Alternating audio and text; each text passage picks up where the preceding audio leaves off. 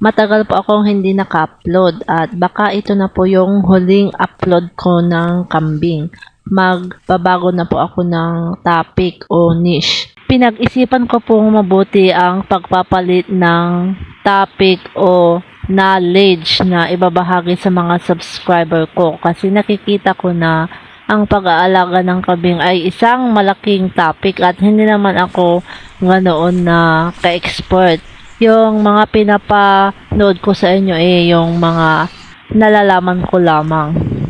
Sana po may natutunan kayo sa mga in-upload ko nung mga nakaraan at patuloy pa rin nyo akong suportahan sa bagong niche o topic na aking i-upload sa mga susunod na araw. Sa mga nag-aalaga po ng kambing sa kasalukuyan ay ituloy nyo lang po para tuloy-tuloy po ang asenso. Hindi ibig sabihin na nag-stop na ako mag-upload ay wala na po yung mga alaga namin. Meron pa sila pero nag-stop lang talaga ako na mag-content ng mga ganito.